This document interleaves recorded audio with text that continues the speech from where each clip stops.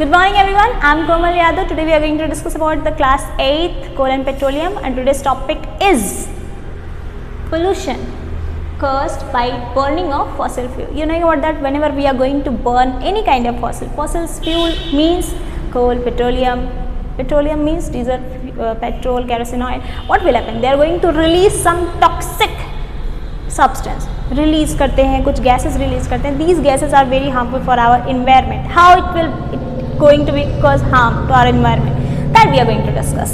Okay, fossil fuel जब भी हम लोग, और आपको पता ही होगा ऑटोमोबाइल जितने भी लाइक कार व्हीकल्स जितने भी व्हीकल्स हैं, they are releasing smoke. Okay, the smoke जो भी धुआं निकलता है सारे ऑटोमोबाइल्स कंपनी से, इंडस्ट्रीज से, फैक्ट्रीज से, टॉक्सिक जो भी चीज़ें रिलीज होती हैं उसमें कई सारे गैसेस होते हैं. Usually we are going to consider that is carbon dioxide, carbon monoxide, either they are carbon dioxide, carbon monoxide, nitrogen oxide, sulphur dioxide.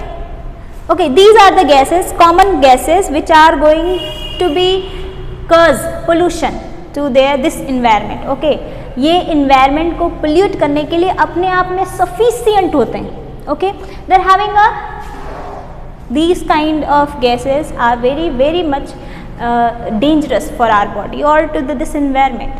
ये gases का अपना harm है, that we are going to discuss. The carbon monoxide सबसे poisonous माना जाता है. जब भी हम लोग कोयले को जलाते हैं उसमें कई सारे गैसेस रिलीज होती है. मैक्सिमम क्वांटिटी में कार्बन मोनोऑक्साइड निकलता है. कार्बन मोनोऑक्साइड जब भी हमारे बॉडी में जाता है, yes, just like respiration process के प्रोसीजर में ही हमारे बॉडी में कई सारे गैसेस जाती हैं, लेकिन सब कंबाइन नहीं करते हैं.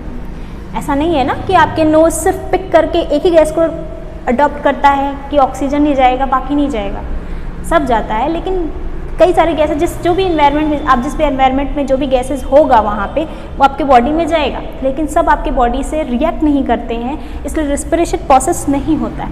यानी कि वो आपके बॉडी में जा करके ऑक्सीजन से आपके ब्लड से कंबाइन करके बॉडी के अलग अलग सेल्स में नहीं जाता है और ऑक्सीडेशन ऑफ फूड नहीं करता है, इसलिए रिलीज एनर्जी नहीं करता. सिर्फ ऑक्सीजन का काम है ये सारा काम करना कि ऑक्सीजन क्या करता है, बॉडी के हर एक सेल में जाता है, फूड को ऑक्सीडाइज करता है और रिलीज़ करता है एनर्जी. इसी को बोलते हैं रिस्पिरेशन प्रोसेस.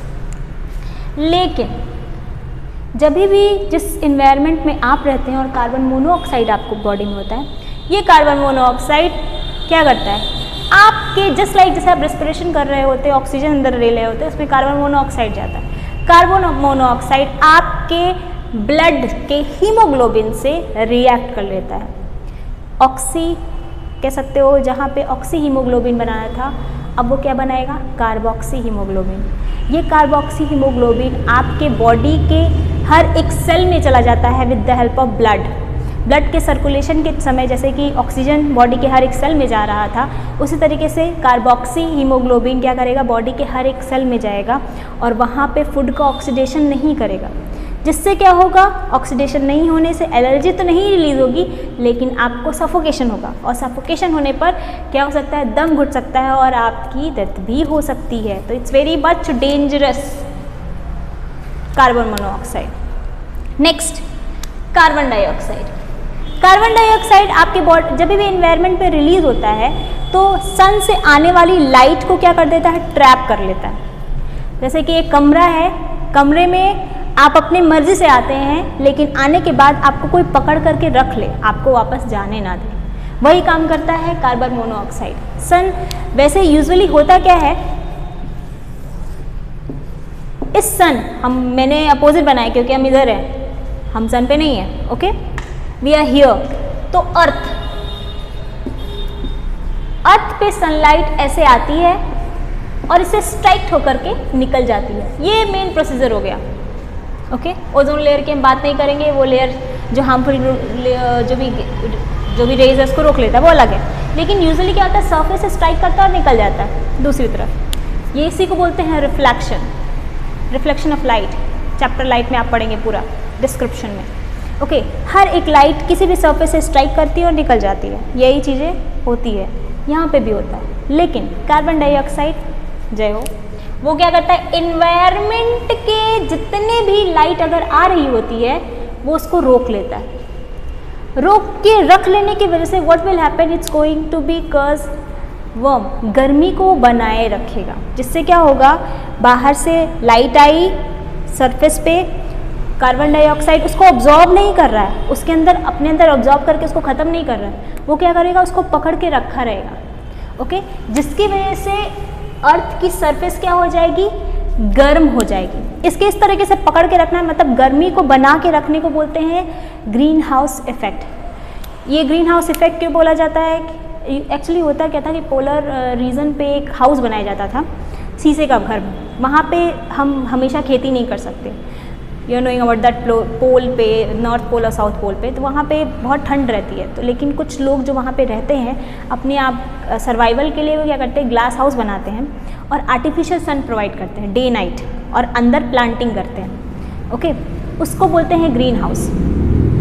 एक प्रॉपर शीशे का घर होता है जिसमें प्लांटिंग की जाती है अलग अलग फूड आइटम की, और डे नाइट आर्टिफिशियल सन से हम उसको हीट अप करके कम गर्मी बना करके हम क्या करते हैं, उसमें प्रॉपर हार्वेस्टिंग या कह सकते हैं पूरी खेती करते हैं, पूरा उसमें एग्रीकल्चर प्रोसीजर किया जाता है। सेम यहाँ पे कार्बन डाइऑक्साइड, सेम वही जो इफेक्ट वहाँ पे हो रहा था वो यहाँ पे होता है। कार्बन डाइऑक्साइड इन्वायरमेंट को गर्म करता है, इसीलिए इस पूरे को क्या बोलेंगे, ग्लोबल वार्मिंग, ओके, अर्थ ग्लोबली वार्म होना, इसी को बोलेंगे ग्लोबल वार्मिंग। तो इससे क्या होता है, ग्लेशियर मेल्ट हो जाएगा, फ्लड आने के चांसेस हैं, क्योंकि अगर टेम्परेचर बढ़ेगा, you knowing about that one, जिस तरीके से इस समय टेम्परेचर बढ़ रहा है, ग्लोबल वार्मिंग हो रही है, रीज़न कार्बन डाइऑक्साइड, और कार्बन डाइऑक्साइड के पीछे क्या है, ऑटोमोबाइल्स, फैक्ट्रीज, और शायद हम लोग भी, ओके, पॉपुलेशन। तो ये एक हो गया हमारा इफेक्ट, ओके। हमारा नेक्स्ट आता है last one, nitrogen and sulphur dioxide. Nitrogen and sulphur dioxide when it's going to react with the moisture of this environment, यहाँ के इन्वायरमेंट के जो भी मॉइस्चर है वाटर से रिएक्ट करके नाइट्रोजन ऑक्साइड और सल्फर डाइऑक्साइड सल्फ्यूरिक एसिड और नाइट्रिक एसिड जैसे एसिड्स बनाते हैं, एंड विच जब रेनफॉल यानी कि बारिश होती है तो ये ज़मीन पे गिरते हैं और उसको हम लोग बोलते हैं एसिड रेन। यस, ये एसिड वाटर के साथ यानी कि रेनफॉल में ज़मीन पे आते हैं। एसिड रेन की वजह से ही ऐसा बोला जा रहा है, ऐसा कहा जा रहा है, ऐसा है भी कि ताजमहल का जो कलर है वो येलोइश होते चला जा रहा है, just because of acid rain, okay. Acid rain के मेन कॉजेज़ क्या है, नाइट्रिक ऑक्साइड में कन्वर्ट होना या नाइट्रिक एसिड में कन्वर्ट होना, नाइट्रोजन ऑक्साइड वाटर से रिएक्ट करके नाइट्रिक ऑक्साइड बनाता है, या सॉरी नाइट्रिक एसिड बनाता है, नाइट्रिक एसिड यानी कि HNO3, इसको बोलते हैं नाइट्रिक एसिड, और ये वाटर से रिएक्ट करके सल्फर डाइऑक्साइड सल्फ्यूरिक एसिड बनाता है, और ये सल्फ्यूरिक एसिड कॉज करता है एसिड रेन। सल्फ्यूरिक एसिड और nitric acid combinedly water environment के वाटर से रिएक्ट करके जब बारिश होती है एसिड रेन कॉज करती है, फील्ड फर्टिलिटी लॉस हो जाती है, अगर घरों का कलर जो बाहर वाला येलोइश हो जाता है, और बॉडी पे गिरने पे कई सारे स्किन डिजीजेज होने के चांसेस होते हैं, ब्लिसल्स पड़ जाते हैं, आपने कई बार देखा होगा, इसलिए बोलते हैं कि पहली बारिश में मत नहाइए, हो सकता है इन्वायरमेंट की जो गंदगी आपकी बॉडी पे गिरेगी, ये भी प्रोसीजर है, ये एक रीज़न है। तो ये कह सकते हैं ये कॉजेज़ हैं पोल्यूशन के, और ये हम मतलब कहते हैं हज़ार्ड्स हैं हमारे लिए। आज के लिए इतना ही, thank you, have a nice day.